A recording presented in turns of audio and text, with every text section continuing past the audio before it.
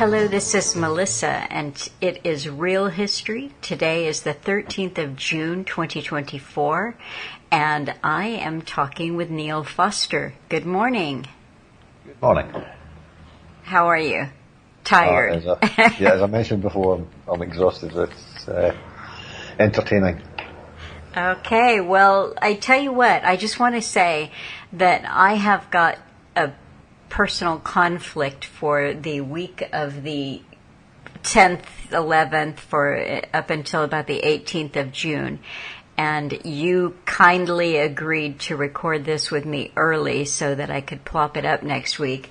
But I just wanted to say that today is the 6th of June, so that if we talk about something that doesn't seem, that happened a week ago, well, that's why. So, but before we get into any of the news topics, I want to hear about your son's visit with his wife and your grandchildren. Well, it was busy. Certainly busy, and it was the last few days got real hot, and they were kind of suffering. Well, the adults were suffering, the kids were fine. It was good, entertaining. And as I say, I did a lot of driving, about 1,200 miles, I think. Really? Yeah. But back and forward to Disneyland and all sorts of places. Tampa Zoo, various places. Went to a rodeo. What else did we do? Went on a pirate ship. All sorts of things. Yeah, they liked it. But Walt Disney in particular was a strange one. You can see that the indoctrination there on young people and their parents, of course, because they're on these rides with them. It's incredible. The one there, you've mentioned the World Fairs before. Mm-hmm. Yeah. Well, there was one ride there called Walt Disney's Carousel of Progress. And it starts off, I think it's in the 1920s, and it's actually a robot. I think about the Walt Disney, right? All of the rides have all these robots, right? There's no characters anymore, actually playing the parts in the ride. They're all robots. And some of them are more sophisticated than others. But the Carousel of Progress was premiered in New York at the World Fair in 1964. And this is the original ride, which was moved, I believe, I've just got the site up here. I think it was moved to Walt Disney World in 1975, I think it said. Let me ask you a question, Neil. Is this, because I think I went on that ride when I was young, is it kind of like being on an escalator that just walks you by windows of progress? Yeah, it's a carousel. You're sitting in a chair and it revolves around to different sets. See, when I was a youngster, I thought that was the coolest thing ever. Oh, really? It's going to look like that?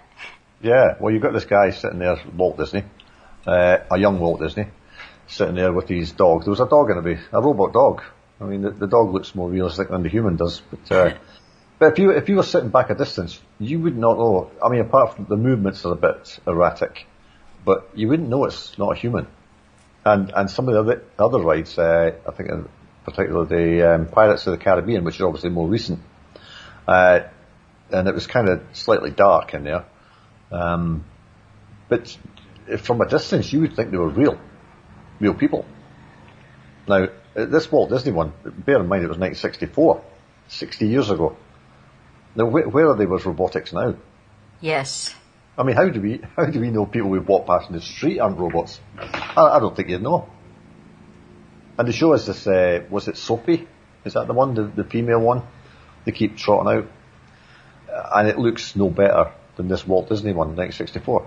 Yes. Oh, I think you're right. I think they're very advanced. I think it's probably closer to, what was that Bruce Willis movie that came out a few years ago, like a decade ago, where basically the premise was you controlled, through a kind of virtual reality, you controlled your robot double in the real world. Okay. Well, and all this made me think about was how far away are we from Westworld theme park? Because we can't be far away. You know, the old classic Rio Bruna movie. Yeah. No. Westworld. And then they did a TV series of it more recently. But we're not far away from that. No, I agree. I think that your first idea that it won't be contained in a theme park, but it will just be walking amongst us is really where we're going. I think they might try the theme park first because there's a lot of money to be made in that. And people, if I remember, Westworld, maybe not as much the original as well. I think and there was a follow-up to that called Future World, I think. All your morals and everything went out the window. You could do anything you wanted to do. That was a setup with incidentally another Bruce Willis movie where it was a theme park. It was an adult theme park, but you could kill the robots, you could torture the robots, Yeah. Well, you could probably have sex with children. Well, I mean, they're humans, robots, right? Yeah. Yeah. Anyway, this Carousel of Progress, you go around. I think it starts in the 1920s. And he's giving you this, we've got this, And then you go to, I think it's the 1940s, they go to, and they show you how the fridge, they've got a fridge now, and they've got this and that,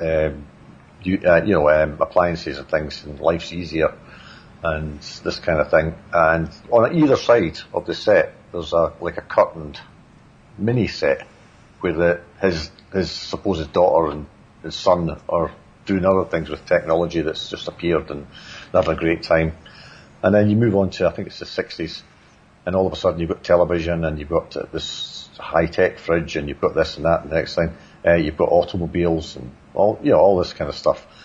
And then the last one, you go around, and it's an ultra-modern, open-plan house with virtual reality headsets, and the granny's playing computer games on this virtual reality headset. You got the talking oven, voice-controlled room, living space, all of it. Just like you see now, and this was made in 1964. Mm-hmm. It's predictive programming. long term. Yeah. Long term predictive programming. And another one that I can't remember what the ride was called. I think it might be in a different park. You go through it. You get in this little boat thing, and it takes you through this big dome, and you're going through, and they're talking about animals and all this kind of thing. And then you go through to the second part of it, and it's all about, it's called Living with the Land. Oh. And it's all hydroponics and aquaponics. It's got nothing to do with the land. And it's all genetically modified foods and all this, how we're going to feed the planet. All this nonsense. And they've got this stuff growing there. They've got the lettuces and all that growing there to show you, how it works on a very, very small scale. It's never going to feed the planet. It might feed one restaurant in Disneyland. That's about it. Yeah, it's all programming the children to accept this kind of thing. Yeah. That's just, as I say, I just thought Westworld. We're going to Westworld. When the grandchildren are older. Yeah. They might want to play one of the characters. Who knows? A student exchange program. Were all three of your grandchildren there? The oldest boy? Yeah. Oh, great. The oldest girl's 21. For some reason I thought that was a boy. Okay, no, so two girls and a boy. Okay. Yeah, the boy's 9. He learned to swim in 5 days, so that was good. Wow, that is amazing. His first ever roller coaster ride, which we kind of conned him to go on, was Space Mountain, which terrified him, but then he was fine after that. Oh, I actually remember Space Mountain. Yeah. For anybody who doesn't know, it's a roller coaster in the dark. Yes, yeah.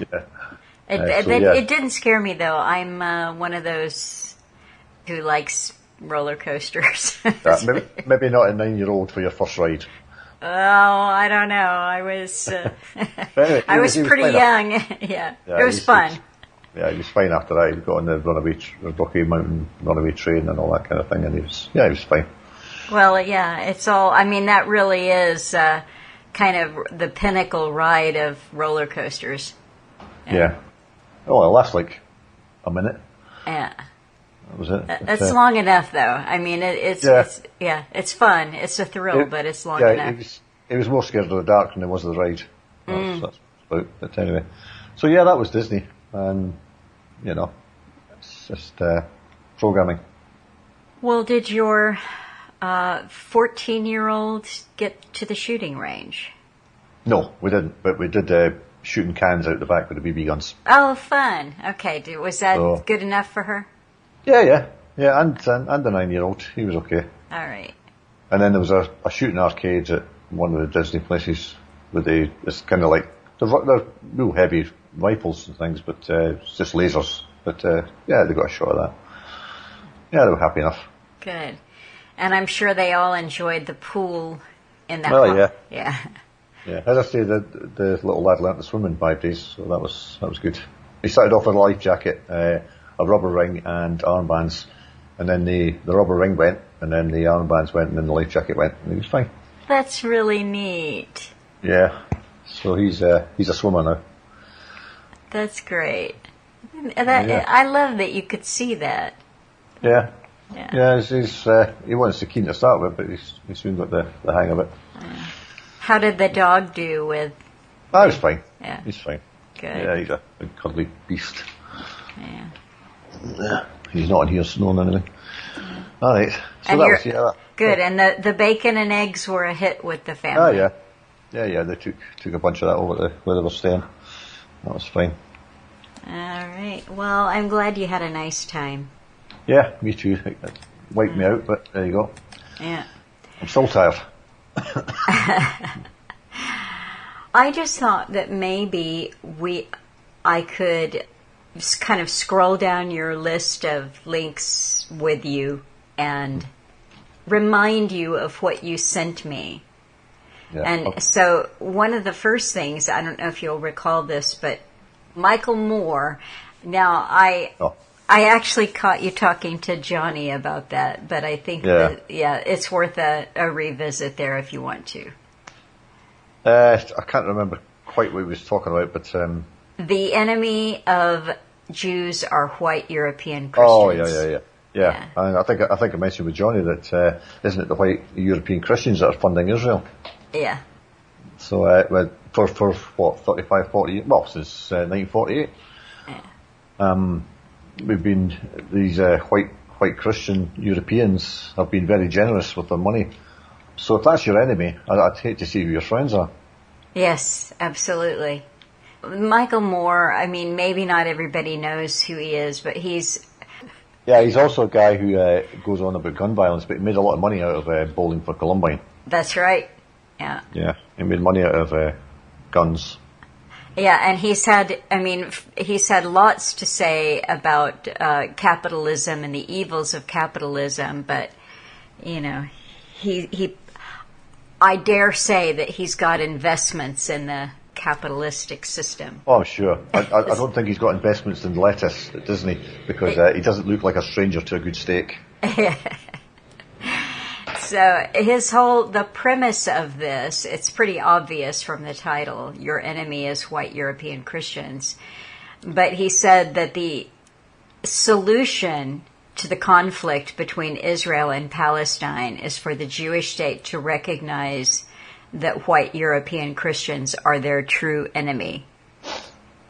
Well, if you look at the Talmud, it tells them to kill us. It tells them it's their duty. It's their duty to kill us. So, I would reverse that and say they must be our enemy. Well, I think according to the Talmud that killing a non-Jewish child, male, is that's okay because he could grow up to be your enemy.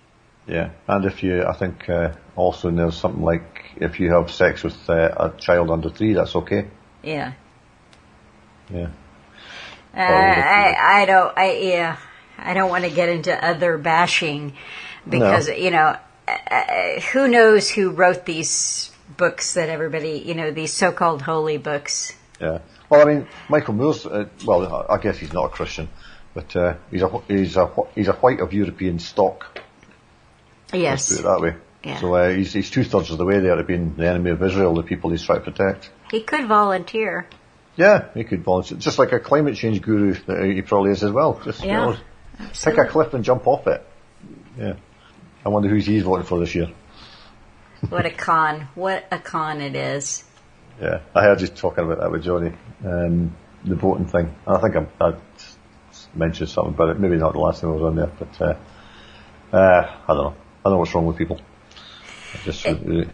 It's such a strong default position, and I was looking at some different news last week, and just, kind of going through my inbox of news links.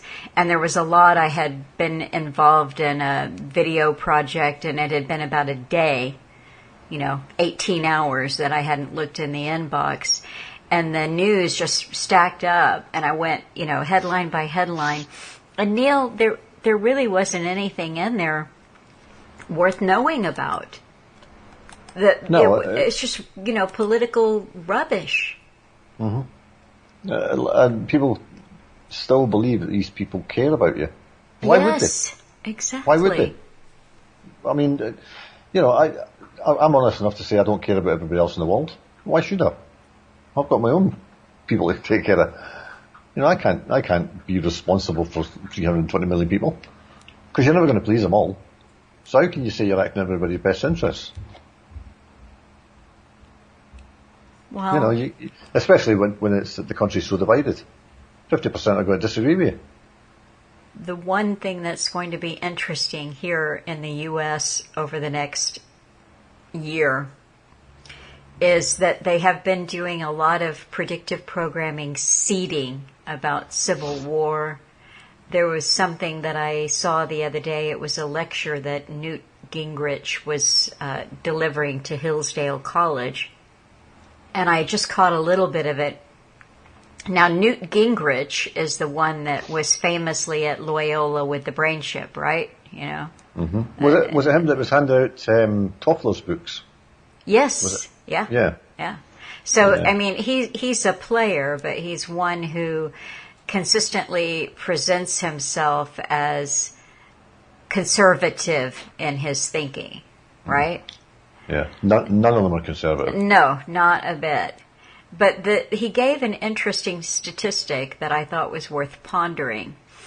He said they polled the general public and they asked them if your candidate, or if it wasn't going the way that you wanted it to in an election, would it be okay to steal the election? In other words, some kind of an interference in the election process.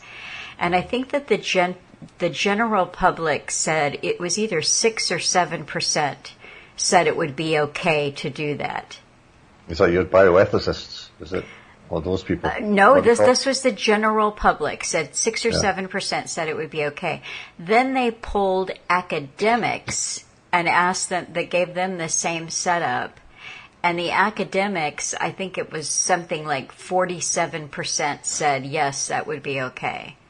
Now, that's who is framing the ethical argument. That's where, 100% of the propaganda and predictive programming that we get originates there. And they don't believe, a very clear minority headed towards a majority don't believe in a fair election process. So, I mean, I've never been a voter, I'm proud to say, but that would really clinch it for me. Well, they obviously don't believe in the very thing they're trying to push on the rest of the world, which is this thing called democracy. Yeah. Majority rule. I know. Yeah. So, if those people think it's okay to totally deny the will of the people, then they're your enemy. They're your enemy. I think you were talking to Johnny about voting and stuff, and I think you said, which one of these two are you going to vote for? Possibly a third libertarian. And you said, don't vote. Well, my initial reaction was just string them up. Don't bother going through the process. Just string them up, because that's no less than they deserve. All of them.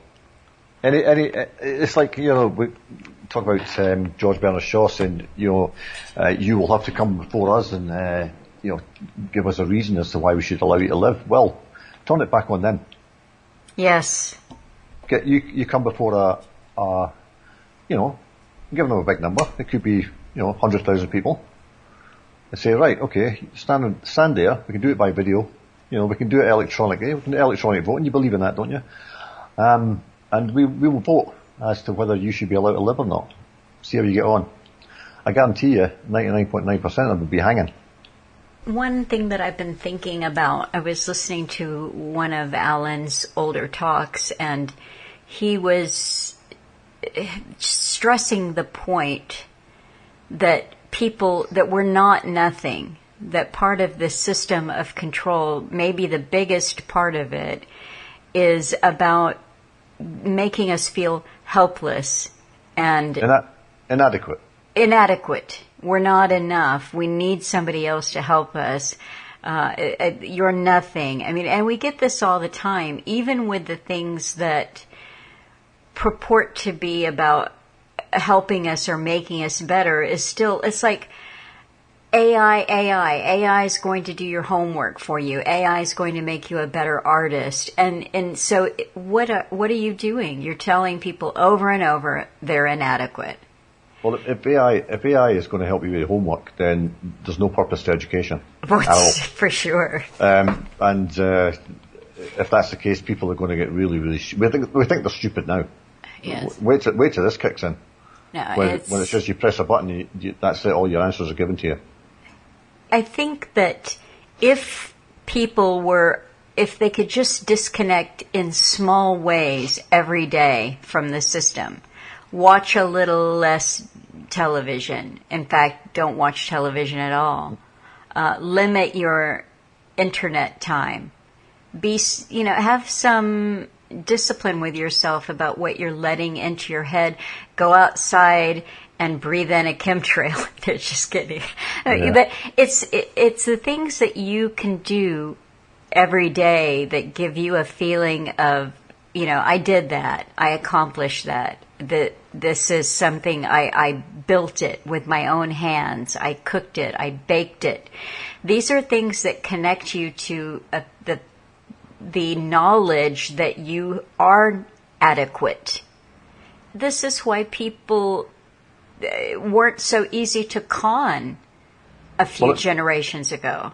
Yeah, if you were hands-on and did things for yourself, you actually got out and you repaired a bit of plumbing or whatever it may be, or you attempted to at least, and that's the only way you learn.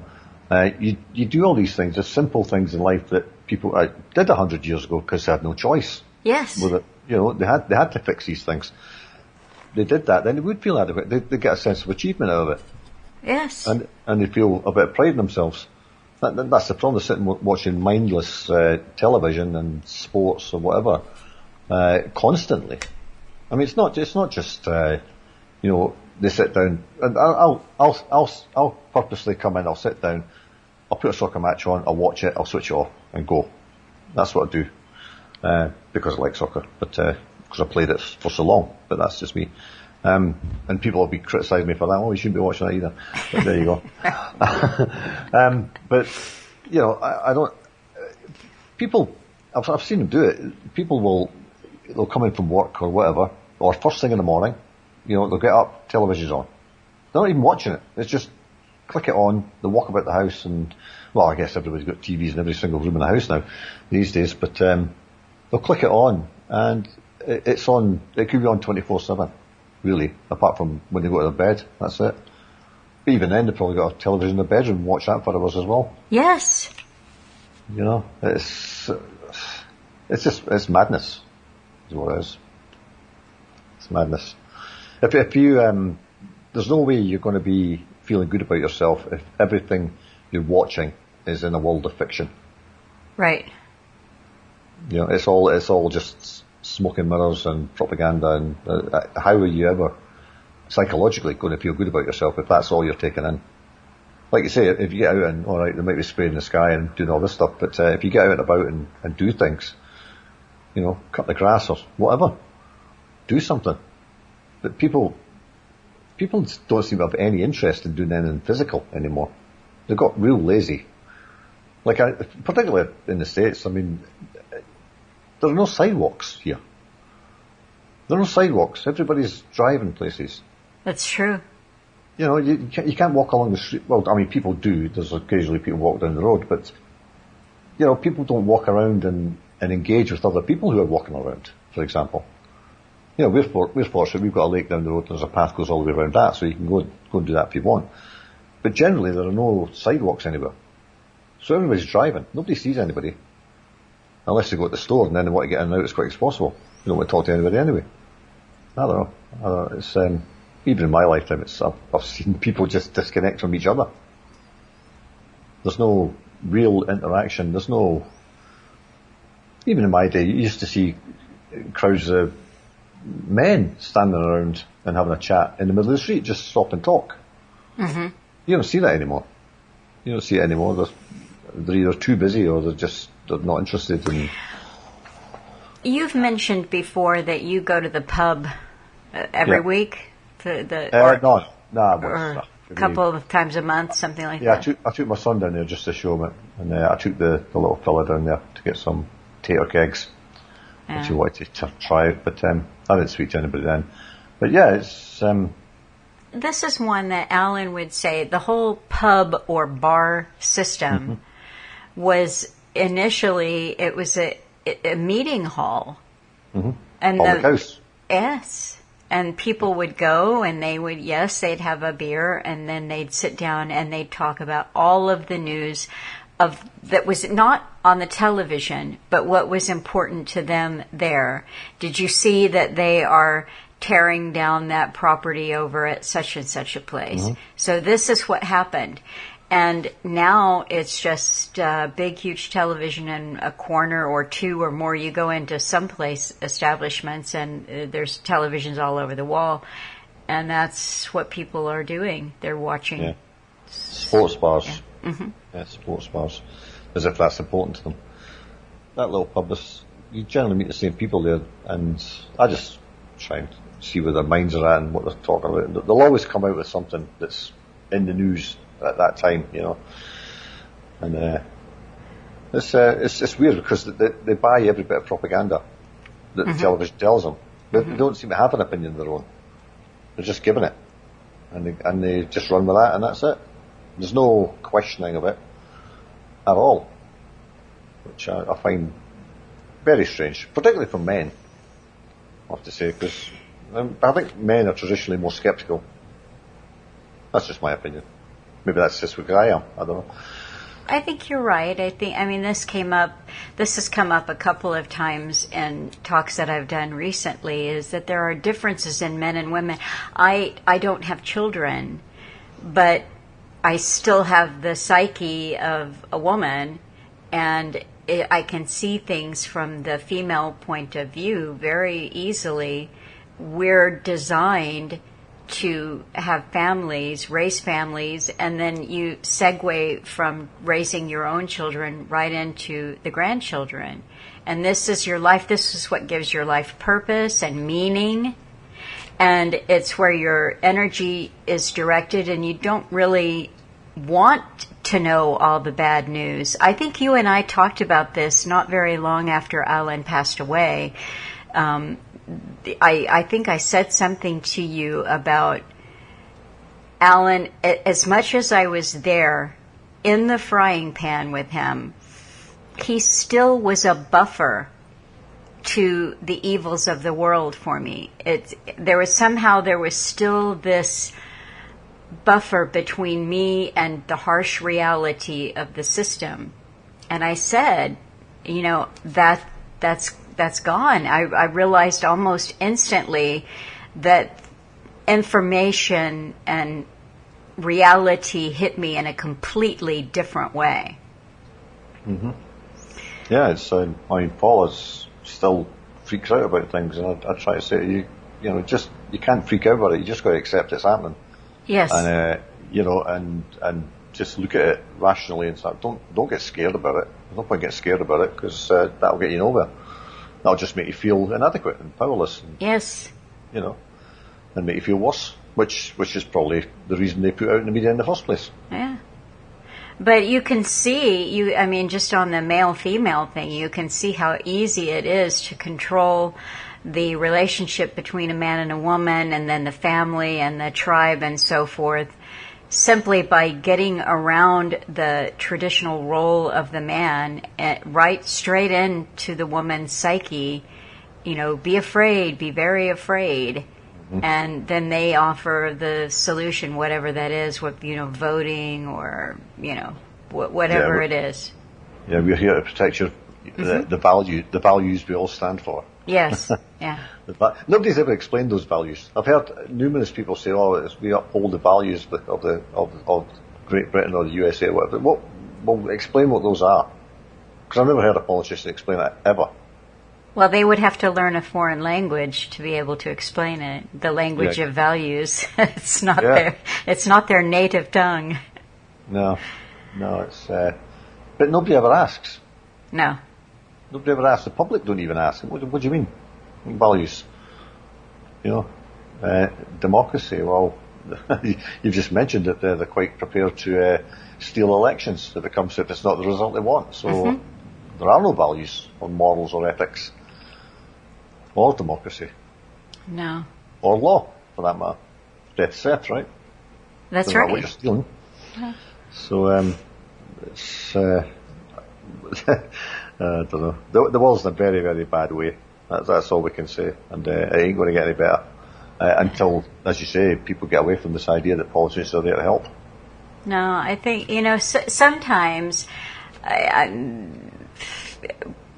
you may be able to sympathize with this, but when you've spent years and years and years looking at this, thinking about it, and then training your own mind, whether it comes naturally to you or, like in my case, okay, don't be afraid. Don't fall victim to this. In a sense, Alan is here. He's always in my head, so to speak. So, I can kind of go to that and I can laugh instead of quivering, shaking in my shoes.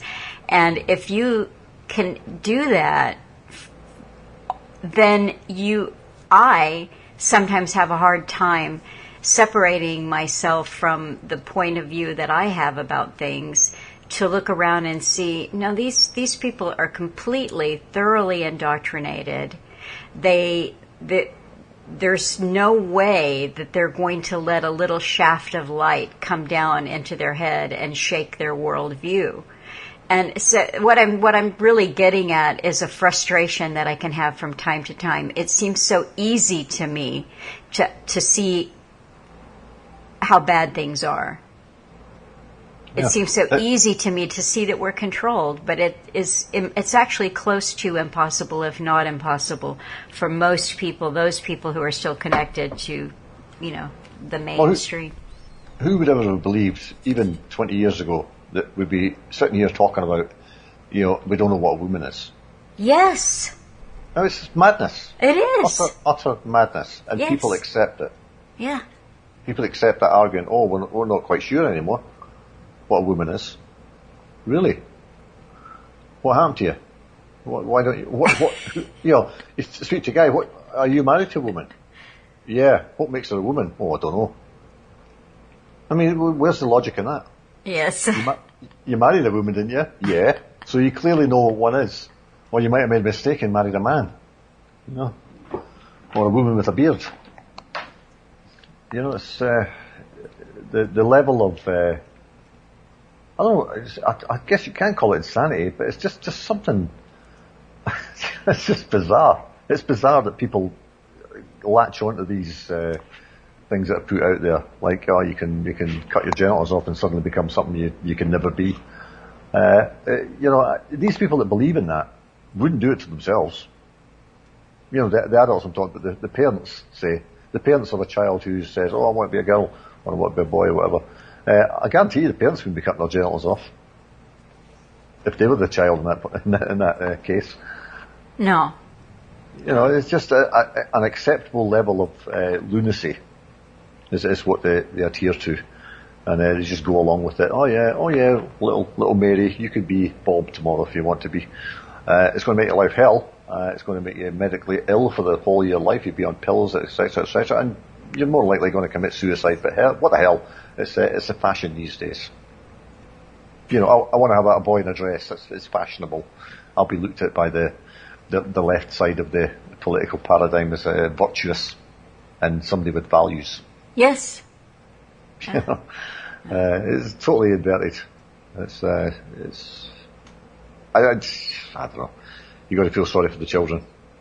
Absolutely. The adults I've got no sympathy for, none whatsoever, because they're just stupid. Absolutely stupid. Yeah. I was illustrating some videos, a couple of different videos, and I found this one of a father. He had his own blog. He's he's hip. He's sympathetic. To the right crowd, you go, oh, what a nice man. And the whole story of the video that he put up is that his son had come to him and wanted to go to some event dressed as a Disney princess. And so the whole hook of the video was the father said, no, you're not doing that alone. And so he dressed up like that Disney princess and they went. And it's just... And you're supposed to think it's cute, it's sympathetic, and he ends up the video by, my son is always going to feel loved no matter what. I just remember the concept. I even think I remember this coming out of my mother's mouth when she reprimanded me in the extreme. She said, "This is tough love." Mm-hmm. That's love. Yeah. Love learn, is, Learn your lesson the hard way and you won't do it again. That's right. And so that parents think that winning a popularity contest with their children or, being cool or seen as always sympathetic and that, sympathetic ear. And I mean, I had so much common sense into my ear from my mother that, but you don't get that now. She didn't need to be my friend. I had friends. No. Well, mothers are now career women. They're career women now. They're not mothers first. They've got to have a career first. The mother who's just, something you just have to put up with as part of being a woman, I guess. Well, I'm not making my mother out to be saintly mother. She wasn't. She was actually a career woman first. And this is an interesting thing I thought, Neil, is I'm not young. You and I are fairly close in age. And I was thinking a few years ago that every single mother of every single child in my classroom was a career woman.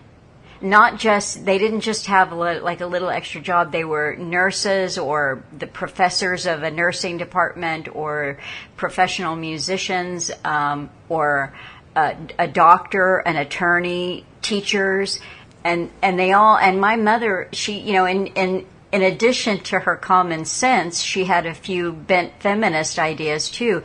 Don't learn to type. Don't learn to cook. Don't learn to sew. My mother was an excellent seamstress and an excellent cook, but she didn't want me to have those skills because she said you'll be stuck doing them.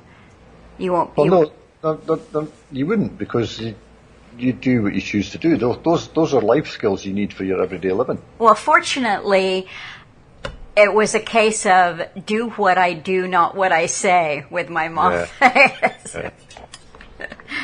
Yeah, well. But you're right. I mean, the nowadays, for sure, women's first role is the career, and the children are farmed out to daycare right away.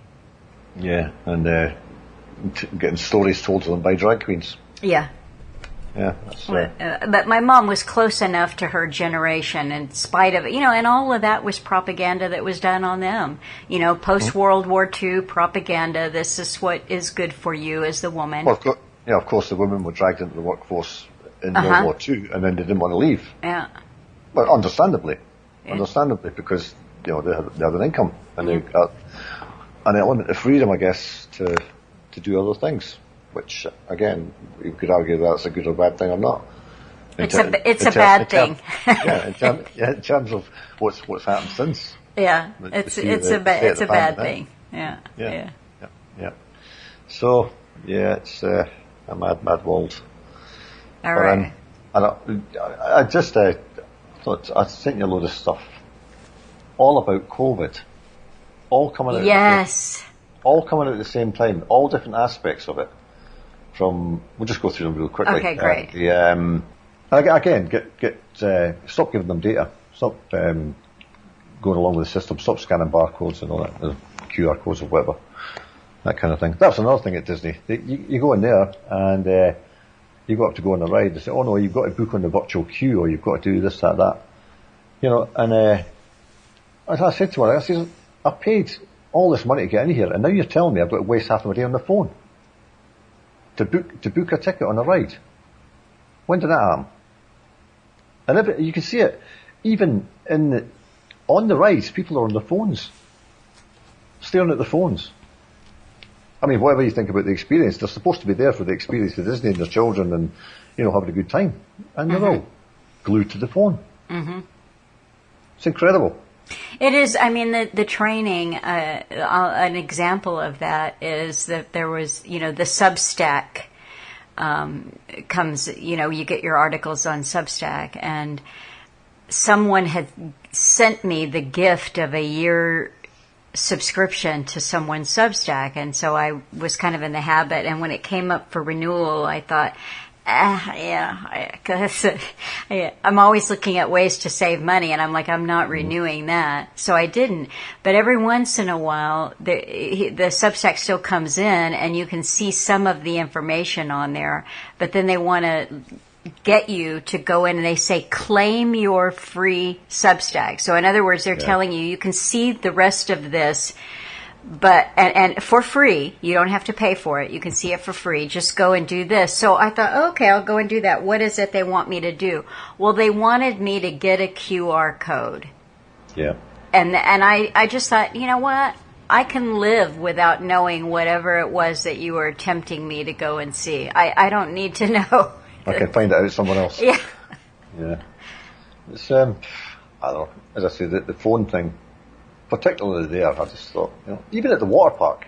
Yeah. I thought people and they sell these lanyards at the water park. They're waterproof. You put them around your neck. It's a plastic thing. And you can still use your phone. It's see-through, and you can still, it's got a little, area in the lanyard, so the camera's not obscure, so you can still take your photos and all this kind of thing. Yeah.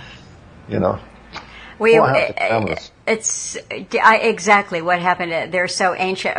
I'll get to what happened to cameras in a minute, but with QR codes at the height of COVID, Alan and I went into town to do some errands, and he said, a hamburger would be good.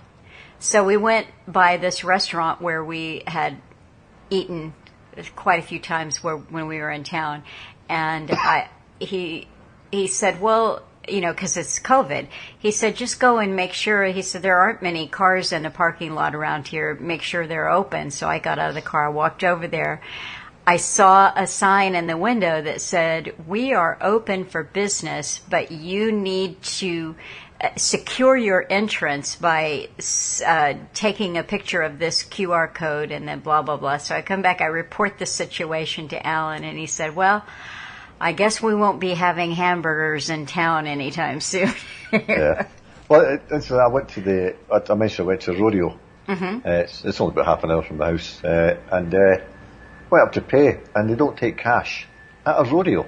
Ah. And I'm thinking, what is this about? You can pay cash everywhere else for your drinks and everything if you want. You can do that, but you can't pay entrance fee with cash. Yeah. I'm thinking, well, if it wasn't me and the family here, I'd have just walked away. But, we were all there, and that was it. I had to pay with a card. So back to cameras. I mentioned that in February I did this big cleaning, organizing project, got my mom and dad's stuff sorted through, et cetera, et cetera. Finally got myself moved in. And in the course of this, I found 7 undeveloped rolls of film. And I figured that they were pretty old, but I thought, you know what, I'll take it into town and I'll have it developed just to see what's on there. Now, do you remember back in the day when you could drop off a roll of film and have it developed in an hour. Usually at the pharmacy. Right. We do it, yeah. Yeah, and certainly if you couldn't have it done in an hour, you could have it done next day, right? Yeah. So I go to the pharmacy, and I go back to the counter where they do the film, and I put the 7 rolls of film down, and the young fellow behind there, he just looked at me and he said, and then he started laughing. And I said, what's funny? And he said, I've never seen so much film. And I said, well, this is the camera department, right? I mean, sure. And he said, nobody has ever brought in more than 1 roll of film, and even then it's not very common. And I said, wow, so. Well, that's strange because they still sell disposable cameras.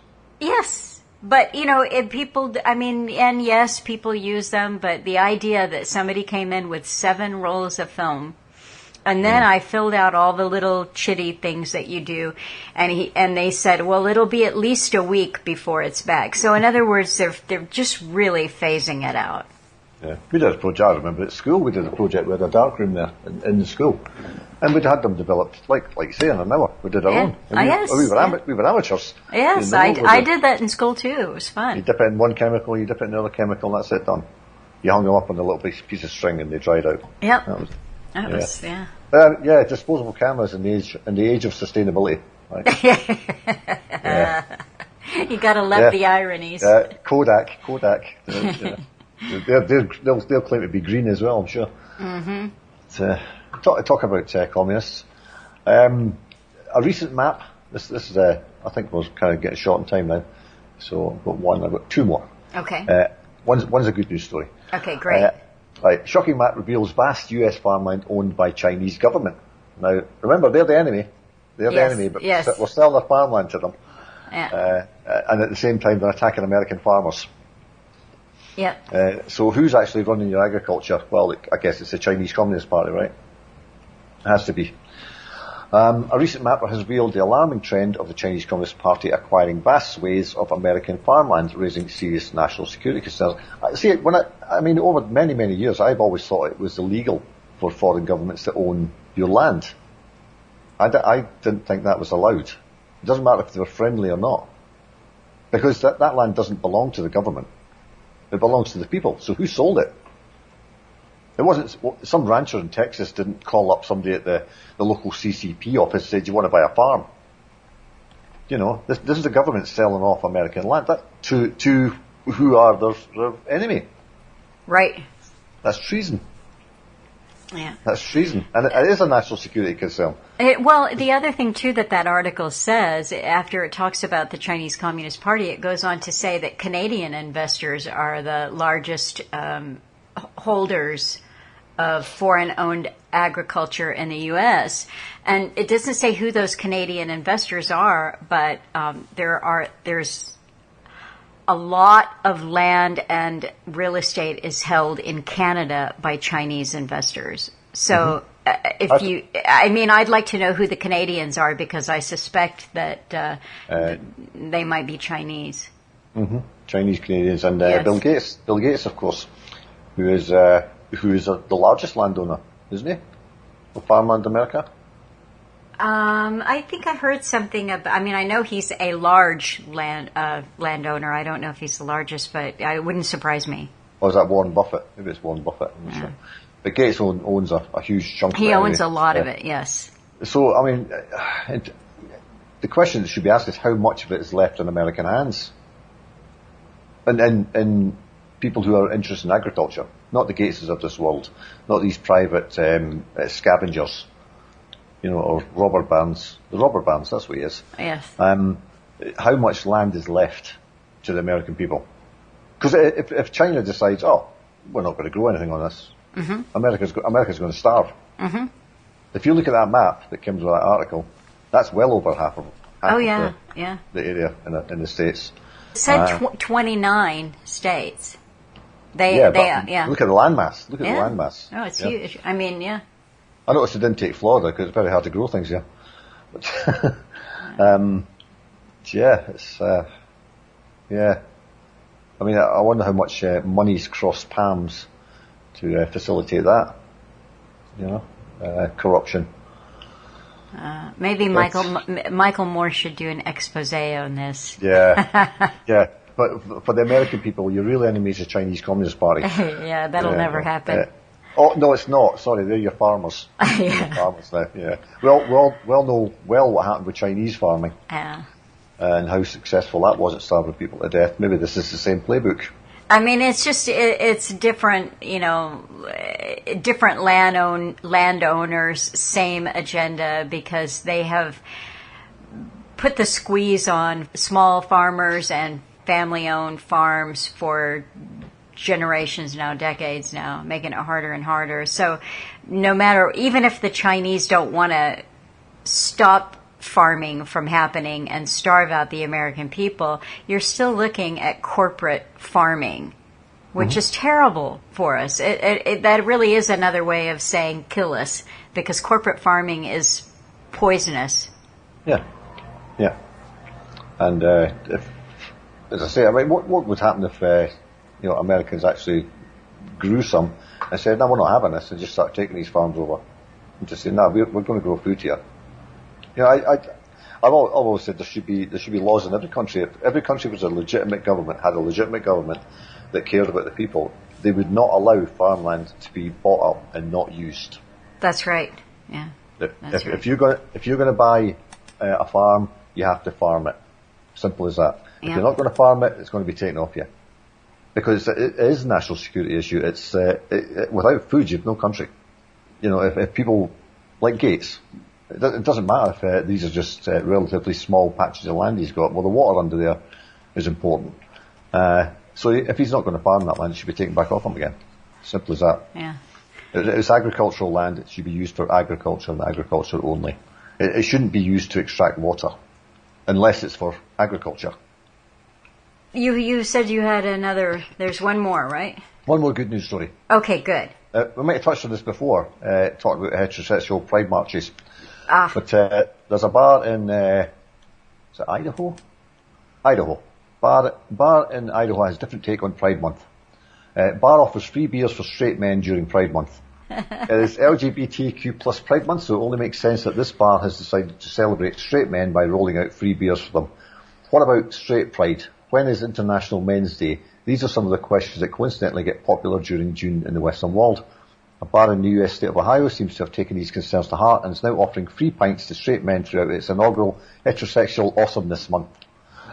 There is a catch though, it's not enough to actually be heterosexual, you have to look the part too. And if you're a woman, you do not get a free drink, but you do get a happy hour discount. Hello equality. In a Facebook post, the Old State Saloon in Eagle said, come join us all month to celebrate heterosexuals, for without them, none of us would be here. Each Monday will be Hetero Male Monday, and any heterosexual male dressed like a heterosexual male will receive a free draft beer. Each Wednesday is Heterosexual Couples Day, and each heterosexual couple will receive 15% of the bill. That did not go down well with people for whom these straight men are just a little too sensitive. Now there's a pot called the kettle black, right? Yeah. Imagine being this insecure. Joshua Rex. Well, I don't think that's his real name. So here's a member of the LGBT alphabetic spaghetti crowd claiming that heterosexual men are insecure. Juno Blanco, I don't think that's his real name either, said, I support heterosexual people, but I don't know why they have to shove it in our faces. Do that in the privacy of your own home. I think he's a bit confused, this guy. At least one person's interested. I think that was made up by the... Oh, absolutely made up. Like his name. Yeah. Taylor Keith said, it's a free country, but tell us more about all those men on Mondays, getting drunk, maybe a little curious, maybe a little experimental. Yeah. See, they couldn't just run the story and let the story be. They had to give equal time. It gets worse. Oh well, it's not like the Old State Saloon has forgotten about LGBTQ alphabetic spaghetti people celebrating their community and victories this month. In another post, the bar said, I love all types of people, including the LGBTQ plus crowd. I don't think it said that. Although the suggestion they may need Jesus as a saviour, it makes that claim sound dubious. Commenting on Facebook, Jenna Nash said, every day is hetero day. They're not a marginalised group. They're the norm. Well, aren't we told that it's just normal to cut your genitals off and become something you can't be? Yes, yeah. Jen Potcher, I don't think that's a real name either, said, this is horribly disappointing. I can handle differing political views. I cannot handle bigotry and hate towards marginalised communities. Aren't we told we're criminals? Yeah. If we say a wrong word about this crowd? Yeah. There is nothing marginalised about LGBTQ+.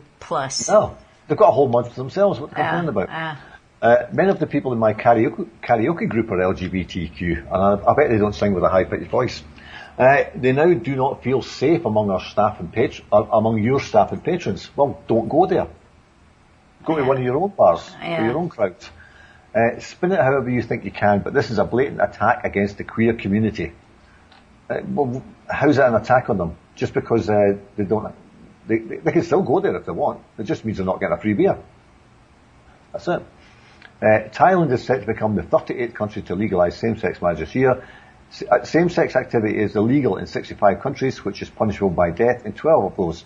Straight marriage and sexual activity is not illegal anywhere. Well, that's a lie, because in Saudi Arabia, even if you go or some of the Middle Eastern countries, even if you go on holiday there with your partner, you're not married, you're not allowed to sleep in the same room. Yes, yeah. Unless you're a famous footballer, of course. You can do that, like Cristiano Ronaldo and his girlfriend, who have children between them, but they're not married. But he goes off to play soccer in Saudi Arabia, and he's allowed to take his girlfriend with him, and no questions asked.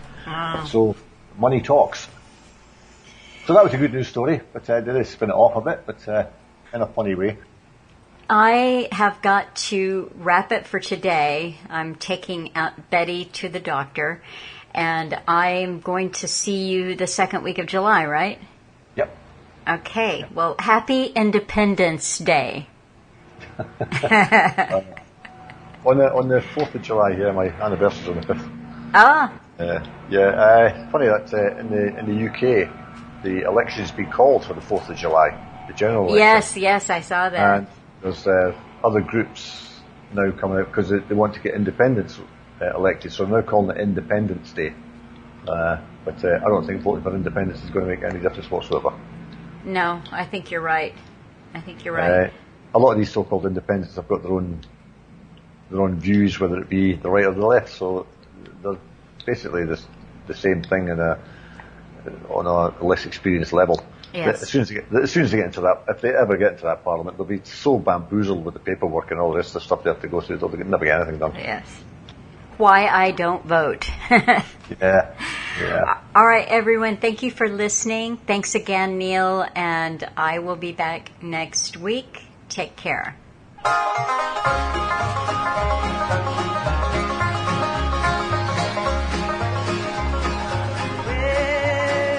I've got something that the world didn't give me, and the world cannot take